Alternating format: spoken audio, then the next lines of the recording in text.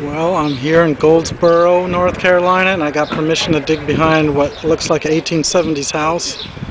Been watching it for years. Finally, there's people out, and they gave me permission. I'm here with the dater today. Glad to be down here. It's gonna be fun. Yeah, he drove all the way from Ohio just to dig for a couple days down here. Well, it took a half an hour of probing, but we finally got into a privy.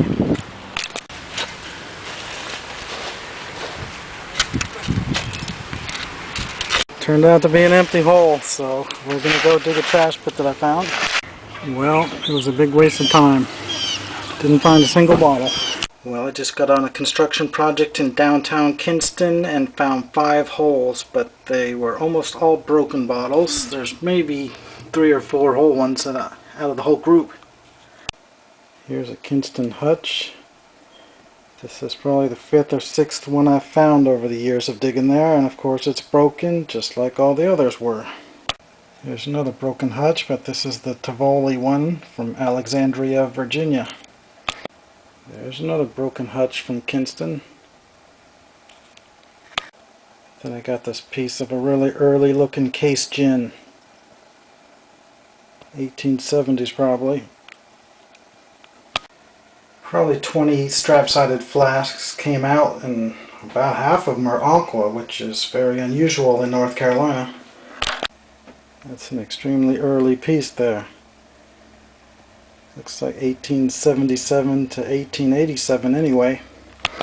Then I got this demijohn top. Unusual shade of green.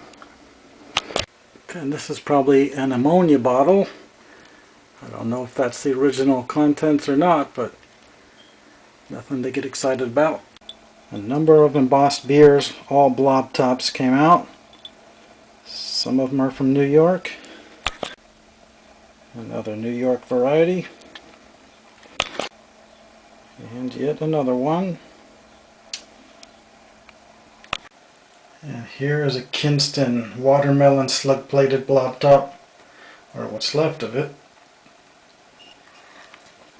That piece down in there can glue into this space that's broken out, and then it'll have a full slug plate. But that's not necessary since I have this one.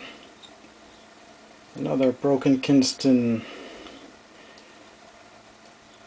Still might be able to get $5 or $10 because it's so rare to find a blob top from North Carolina.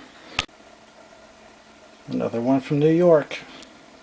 And there's a piece of the Wagner name. That's another Kinston blob top beer. Then you can see the N and the NC. That's Kinston NC, so that's the 4th blob top from there. Don't know what this is.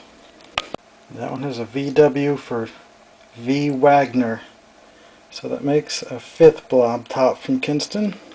And I did find one whole blob top, but of course it had to be from somewhere else. East 56th Street, New York. Well, still haven't found a whole blob top from Kinston in all my years of digging there. Found another Gump's Pure Rye, a very common flask. An Amber Hock wine from the 1890s. Then I got a Hyman Pickle Company, Louisville, Kentucky, with a giant crack. Then I got one of these champagnes that's about the size of a soda bottle. Holds 6 to 8 ounces only. Okay, so I did find one crown top, but it's a very early one with a lady's leg. Doesn't have any embossing though. Then a Chamberlain's cough remedy. Very common patent medicine, but it's a nice $5 or $6 bottle. Then a 1-minute cough cure. Don't find those too often. Probably could get $14 for that. Only one strap-sided flask was intact. It's got the slug plate, but no embossing. A Williams and Company. Pretty common in this area. Then an unembossed aqua drugstore bottle. And yet another one. Another piece of a tombstone slug plate from the hutch is also Kinston. Then a ceramic stopper for a beer bottle. It's got all the paint still on it. 1890, so that's one of the neatest things I found. Then we got a plain utilitarian, I don't know what was in that exactly, shoe polish. Could have been anything.